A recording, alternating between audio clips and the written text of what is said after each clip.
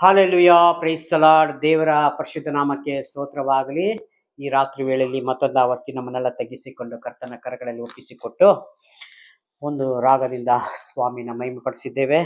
ಈಗ ಒಂದು ವಾಕ್ಯವನ್ನು ತೆಗೆದುಕೊಳ್ಳೋಣ. ಯೋಹಾನನು ಬರೆದ ಮೊದಲನೆಯ ಪತ್ರಿಕೆ 1ನೇ ಅಧ್ಯಾಯ, ಅದರಲ್ಲಿ 5ನೇ ವಚನವನ್ನು ತೆಗೆದುಕೊಳ್ಳೋಣ. ನಾವು ಆತನಿಂದ ಕೇಳಿ ನಿಮಗೆ ತಿಳಿಸುವ ವಾರ್ತೆ ಯಾವುದೆಂದರೆ, ನಾವು ದೇವರಿಂದ ಕೇಳಿ ತಿಳಿಸುವ ವಾರ್ತೆ ಯಾವುದೆಂದರೆ, ಹಾಲೆಲುಯಾ, ಈ ಲೋಕದಲ್ಲಿ ಯೇಸು ಸ್ವಾಮಿ ಹೇಳಿಕೊಟ್ಟಂತ ಈ ವಾಕ್ಯ ಸಂದೇಶವನ್ನು ಅರ್ಥ ಮಾಡಿಕೊಂಡು ಸಭೆಯಲ್ಲಿ ಸೇವೆ ಮಾಡುವಂತವ್ರು ಅರ್ಥ ಮಾಡಿಕೊಂಡು ನಾವು ವಿಶ್ವಾಸಿಗಳಿಗೆ ತೋರಿಸಿಕೊಡಂತ ವಾಕ್ಯವಾಗಿದೆ.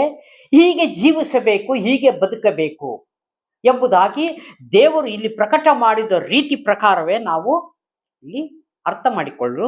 ಮುಂದಿನ ಇದಕ್ಕೆ ನಾವು ಮುಂದಿನ ವಾಕ್ಯ ಏನ್ ಹೇಳ್ತದೆ ಅಂದ್ರೆ ಅದ್ರ ಪ್ರಕಾರನೇ ಹೋಗ್ಬೇಕಾಗಿದೆ. ಜೀವಿಸೋಣ ಅಂತ. ಸರಿ,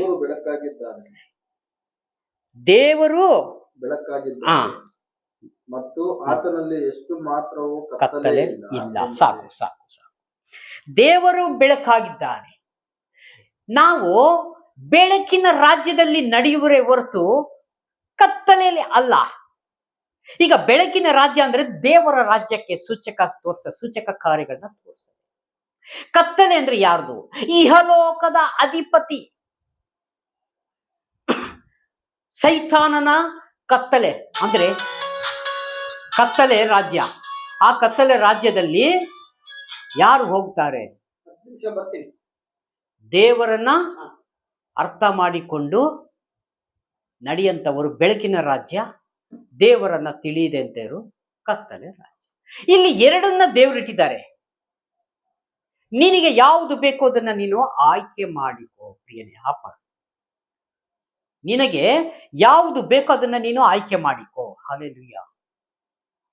ಇಲ್ಲಿ ನಾವು ವಾಕ್ಯವನ್ನು ತಿಳಿದಾಗ ನಾವು, ದೇವರೇ ನೀವೇ ನನಗೆ ಮಾರ್ಗದರ್ಶಿ, ನೀವೇ ನನ್ನ ಯಜಮಾನನು, ನೀನೇ ನನ್ನ ಒಡೆಯನು, ನಿನ್ನಲ್ಲೇ ನನ್ನ ಸಂತೋಷ, ನಿನ್ನಲ್ಲಿ ಬಿಟ್ಟರೆ ನನಗೆ ಬೇರೆ ಎಲ್ಲೂ ಸಂತೋಷ ಇಲ್ಲ. ಹಲ್ಲೆಲೂಯಾ. ಈ ರೀತಿಯಾಗಿ ನಾವು ಬೆಳಕಿನ ರಾಜ್ಯದ ಕಡೆ ನಡೆಯಬೇಕು. ಯೇಸು ಸ್ವಾಮಿ ಬೆಳಕಿನ ರಾಜ್ಯಕ್ಕೆ ತೋರಿಸ್ತಾ ಇದ್ದಾರೆ. ಬೆಳಕಿನ ರಾಜ್ಯದ ಕಡೆ ನಡೆಯಿರಿ. ನೀವು ಒಂದು ಗುಡ್ಡ ಕಾಡು ಪ್ರದೇಶದಲ್ಲಿ ರಾತ್ರಿ ಹೊತ್ತು ನಡಿಲಿಕ್ಕೆ ಆಗ್ತದೋ? ಹಲ್ಲೆಲೂಯಾ. ಅಲ್ಲಿಗೆ ರಾತ್ರಿ ನಡೆಯುವುದಾದ್ರೆ ನಿನಗೆ ಬೆಳಕು ಬೇಕು. ನಾನೇ ಲೋಕಕ್ಕೆ ಬೆಳಕು. ಲೋಕಕ್ಕೆ ಒಬ್ಬ ಟಾರ್ಚ್ ಇಟ್ಕೊಂಡು ಒಂದು ಬೆಳಕು ಹುಡುಕ್ತಾನಷ್ಟೇ, ರಾತ್ರಿ ನಡಿಬೇಕಾದ್ರೆ ನನಗೆ ಹೇಗೆ ನಡಿಬೇಕು ಅಂತ. ಆದರೆ ದೇವರು ಹೇಳ್ತಾರೆ, ಲೋಕಕ್ಕೆ ನಾನೇ ಬೆಳಕಾಗಿದ್ದೇನೆ. ನೀವು ಯಾವತ್ತು ಕತ್ತಲೆ ರಾಜ್ಯನು ಹುಡುಕಬೇಡ್ರಿ. ಹಲ್ಲೆಲೂಯಾ. ನೀವು ಹುಡುಕೋದೇ ಬೇಡ. ದೇವ್ರ ನನ್ನನ್ನು ಬಿಟ್ರೆ ನೀವು ಆಲ್ರೆಡಿ ಕತ್ತಲೆ ರಾಜ್ಯ ಅಂತ ಅರ್ಥ ಮಾಡ್ಕೊಡ್ರಿ ಅಂತಾರೆ ದೇವರು, ಅಲ್ವಾ? ಹಾಗಾಗಿ ಆತನಲ್ಲಿ ಎಷ್ಟೋ ಮಾತ್ರವೂ ಕತ್ತಲೆ ಇಲ್ಲ ಎಂಬುದೇ ನಾವು ದೇವರ ಸಂಗಡ ಅನ್ಯೋನ್ಯತೆ ಉಳ್ಳವರಾಗಿದ್ದೇವೆ ಎಂದು ಹೇಳಿ ಕತ್ತಲೆಯಲ್ಲೇ ನಡೆದರೆ. ದೇವರಲ್ಲಿದ್ದೇವೆ ಅಂತ ಹೇಳ್ತೇವೆ ಅಷ್ಟೇ, ಆದ್ರೆ ನಡೀತಾ ಇರೋದಲ್ಲೇ ಕತ್ತಲೆ ರಾಜ್ಯದಲ್ಲಿ ನಡೀತಾ ಇದ್ದೇವೆ. ಇಹಲೋಕದ ಅಂದರೆ ಈ ಲೋಕದ ವೈಭವ ಜಂಜಾಟಕ್ಕೆ ಒಳಗಾಗ್ತಿವೆ. ದೇವರನ್ನ ಹೆಸರನ್ನ ಎತ್ತಿಕೊಂಡು ಮಾತ್ರ ನಾವು ಪ್ರಾರ್ಥನೆ ಮಾಡ್ತೇವೆ. ನಮ್ಮ ನಡವಳಿಕೆ ಏನಾಗಿದೆ? ನಮ್ಮ ಕೆಲಸ ಕಾರ್ಯ ನ್ಯಾಯವಾದ ರೀತಿಲಿ ಇದೆಯೋ? ನಮ್ಮ ಮಾತುಗಳು ನ್ಯಾಯವಾದ ರೀತಿ ಇದೆಯೋ? ನಮ್ಮ ಪ್ರೀತಿ ದೇವರ ಭಕ್ತಿಯಾಗಿ ತೋರಿಸ್ತಾ ಇದ್ದೇವೋ? ಅದಕ್ಕೆ ದೇವರು ಹೇಳ್ತಾರೆ, ಅನ್ಯ ಜನಗಳ ಮಧ್ಯದಲ್ಲಿ ನಿಮ್ಮನ್ನ ನಾನು ಬೆಳಕಾಗಿಟ್ಟಿದ್ದೇನೆ, ನಿಮ್ಮಲ್ಲಿ ಎಷ್ಟು ಮಾತ್ರವೂ ಕತ್ತಲಿಲ್ಲ. ಹಲ್ಲೆಲೂಯಾ. ಅವರಿಗೂ ನಿಮಗೂ ಏನು ವ್ಯತ್ಯಾಸವಾಗಿರ್ಬೇಕು. ನೀವು ಇಲ್ಲಿ ಪ್ರಾರ್ಥನೆ ಮಾಡಿಕೊಂಡು ಅವ್ರ ಜೊತೆಗೆ ಇಜ್ಜೋಡ್ರಾದ್ರೆ ಅವ್ರಿಗೆ ನಿಮಗೂ ವ್ಯತ್ಯಾಸನೇ ಇಲ್ಲ. Same to same. ಹಲ್ಲೆಲೂಯಾ. ಅದಕ್ಕಲ್ಲ ದೇವ್ರು ಕರೆದಿರೋದಿಲ್ಲಿ. ಅದಕ್ಕೆ ಕೆಳಗಡೆ ಹೋದಮ್ಮ, ಸುಳ್ಳಾಡುವವರಾಗಿದ್ದೇವೆ, ಸತ್ಯವನ್ನು ಅನುಸರಿಸುವವರಲ್ಲ, ಆದರೆ ಆತನು ಬೆಳಕಿನಲ್ಲಿರುವಂತೆ ನಾವು ಬೆಳಕಿನಲ್ಲಿ ನಡೆದರೆ. ನೋಡಿ ಇಲ್ಲಿ ಹೆಂಗ್ ಹೇಳ್ತಾರೆ ದೇವರು, ನೀವು ಸುಳ್ಳನ್ನ ಹೇಳಿಕೊಂಡು ಸತ್ಯವನ್ನ ಹೇಳಿಕೊಂಡು ನೀವು ಸುಳ್ಳನ್ನ ಹಿಂಬಾಲಿಸಿದ್ರೆ ಏನು ಪ್ರಯೋಜನ? ಅದಕ್ಕೆ ಇಲ್ಲಿ ನಾವು ಬೆಳಕಿನಲ್ಲಿ ನಡೆದರೆ ನಾವು ಒಬ್ಬರಿಗೊಬ್ಬರು ಸಂಗಡಲೇ ಅನ್ಯೋನ್ಯತೆಯಲ್ಲಿದ್ದೇವೆ ಮತ್ತು ಆತನ ಮಗನಾದ ಯೇಸುವಿನ ರಕ್ತವು ಸಕಲ ಪಾಪಗಳನ್ನು ನಿವಾರಣೆ ಮಾಡಿದೆ. ನೋಡು, ಹಾಲೆಲೂಯಾ. ಇಲ್ಲಿ ದೇವರು ಹೇಳ್ತಾರೆ, ನೀನು ಬೆಳಕಿನ ರಾಜ್ಯದ ಕಡೆ ನಡೆದ್ರೆ, ಯೇಸು ಸ್ವಾಮಿ ಮಾತುಗಳನ್ನ ಅನುಸರಿಸಿ ನಡೆಯುವಾದ್ರೆ ನೀನು ಬೆಳಕಿನ ರಾಜ್ಯದಲ್ಲಿ ನಡೀತಾ ಇದೆಯಾ. ನಿನ್ನಲ್ಲಿ ಎಷ್ಟು ಮಾತ್ರ ಕತ್ತಲೆ ಬರ್ಲಿಕ್ಕೆ ಸಾಧ್ಯವೇ ಇಲ್ಲ. ನಿನ್ನನ್ನ ನಾನು ಭದ್ರಕೋಟೆಯಲ್ಲಿ ಮುಚ್ಚುಮರೆ ಮಾಡ್ತೇನೆ. ನೀನು ಲೋಕದಲ್ಲಿ ಇದ್ದೀರಿ. ಎಷ್ಟೋ ಜನ ನಿನ್ನ ಸ್ನೇಹಿತರು ಇರ್ಬೋದು, ಬಂಧು ಬಳಗ ಇರ್ಬೋದು, ಅವರ ಮಧ್ಯದಿಂದ ನಿನ್ನ ಹೊರಗಡೆ ತರ್ತೀನಿ ನಾನು. ಹಲ್ಲೆಲೂಯಾ. ನೀನು ಅಷ್ಟೇ ಕೆಳಗಡೆ ನಿಂತ್ಕೊಂಡು ಯಾರ ಸಂಗಡನೂ ಮಾತಾಡೋಕೋಬೇಡ. ಲೋಕದ ಮಾತುಗಳು ಹೇಗಿರ್ತಾವ ಗೊತ್ತಲ್ಲ ನಿನಗೆ. ನಾನು ಇವತ್ತು ಸರ್ಕಲಿಗೆ ಬರ್ತೀನಿ, ನಾನು ಬರೋದಿಲ್ಲ, ನನ್ನ ಕೆಲಸ ಏನಿದೆ ಬರ್ತೀನಿ, ಮನೆಗೆ ಬಂದು ಸೇರ್ಬಿಡ್ತೀನಿ, ಪ್ರಸಂಗ ಕೇಳ್ತೀನಿ, ದೇವರ ವಾಕ್ಯಗಳನ್ನ ಕೇಳ್ತೀನಿ.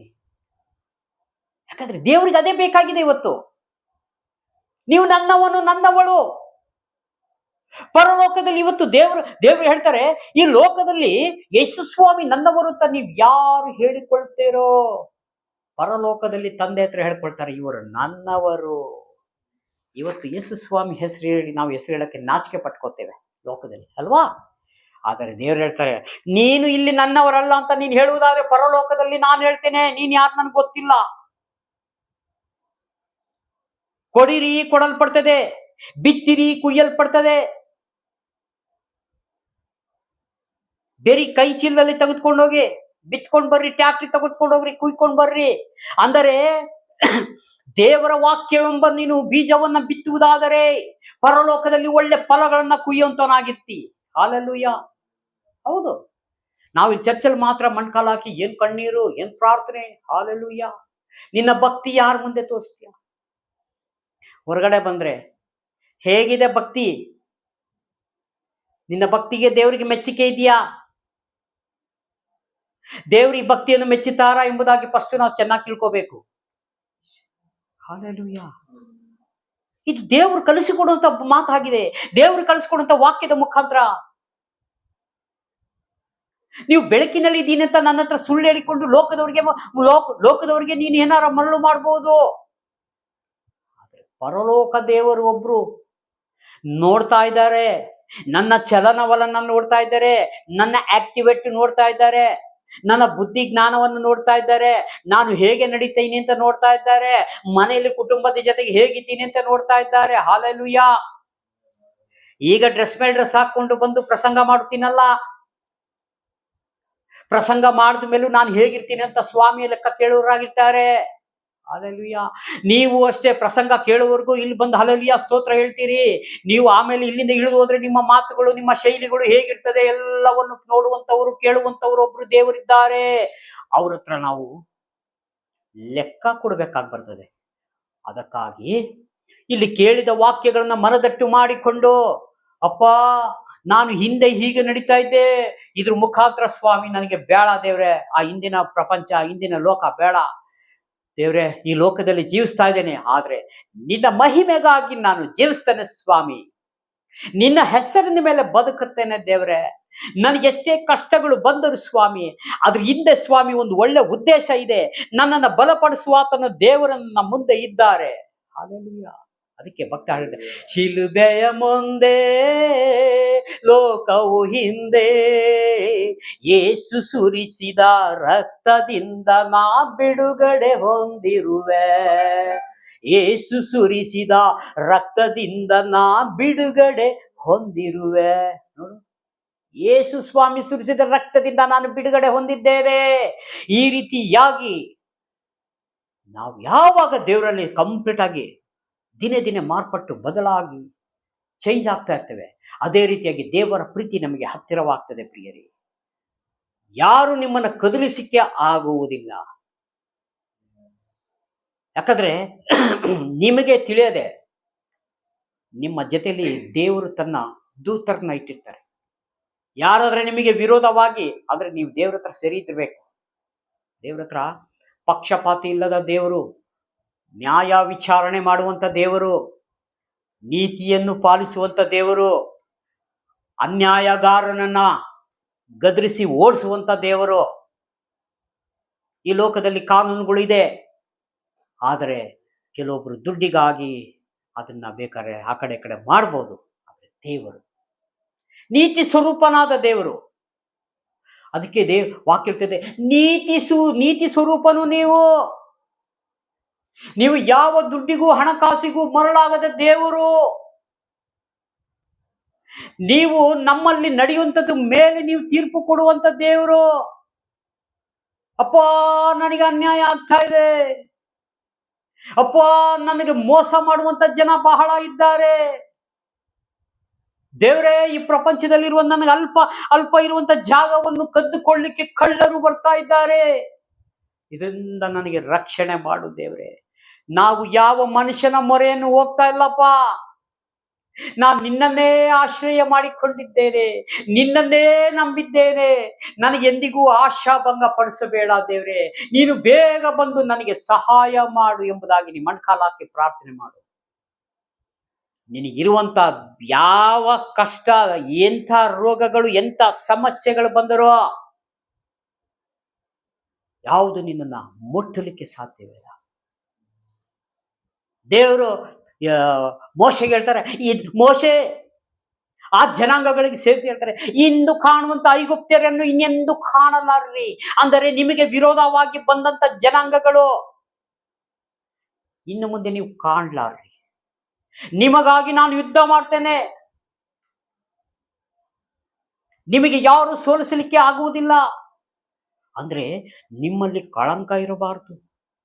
ಕಳಂಕ ಇದ್ರೆ ಸೈತಾನ ಕಂಪ್ಲೇಂಟ್ ಮಾಡ್ತಾನೆ, ಏನಪ್ಪ, ಏನ್ ಸ್ವಾಮಿ ನೀವು ಆಟೋ ರಿಕ್ಷಾ ಓಡಿಸ್ತಾನೆ ಸಹೋದರ, ಇಲ್ಲಿ ಬಂದು ಹಾಲೆಲೂಯಾ ಸ್ತೋತ್ರ ಹೇಳ್ತಾನೆ, ಅಲ್ಲಿ ಆಟೋ ರಿಕ್ಷಾ ಓಡಿಸ್ಬೇಕಾದ್ರೆ ಮೋಸ ಮಾಡ್ತಾನೆ ಜನಗಳಿಗೆ, ಶಬ್ದಗಳು ಬೇರೆ ಬರುತ್ತೆ, ಇವನಿಗೆ ಹೋಗಿ ನೀನು ಸಹಾಯ ಮಾಡ್ತೀಯಲ್ಲ, ದೇವ್ರ ಹತ್ರ ಕಂಪ್ಲೇಂಟ್ ಹೇಳ್ತಾನ ಆತನು. ನೀವು ನೀತಿವಂತನಾಗಿರುವುದಾದರೆ,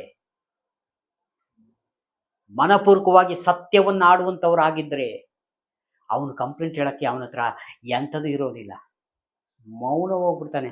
ಅಯ್ಯೋ, ಇಷ್ಟು ದಿವಸ ಕುಮಾರ ಒಂದು ನನ್ನ ಹತ್ರ ಇದ್ದ, ಅವನಿಗೆ ಇಲ್ಲೆಲ್ಲ ಆಶೀರ್ವಾದ ಕೊಟ್ಟು, ಜೇಸು ಇದ್ದ ಆಶೀರ್ವಾದ ಎಲ್ಲ ಕೊಟ್ಬಿಟ್ಟು ಅವನಿಗೆ ನನ್ನ ರಾಜ್ಯಕ್ಕೆ ಕರ್ಕೊಂಡು ಹೋಗೋಣ ಅಂತ ಅನ್ಸ್ಕೊಂಡಿದ್ದೆ. ಇವತ್ತು ಈ ಪ್ರಾರ್ಥನೆಗೆ ಹೋಗ್ಬಿಟ್ಟು ನನ್ನಿಂದ ಕೈ ಜಾರಿಗೆ ಹೋಗ್ತಾ ಇದ್ದಾನಲ್ಲಪ್ಪ ಅಂತ ಲಬ ಬಾಯ್ ಬಿಡ್ಕೊಂತಾನ, ಹೊರಗಡೆ ಲಬ ಬಾಯ್ ಬಿಡ್ಕೊಂತಾನೆ. ಅಯ್ಯೋಯ್ಯೋ,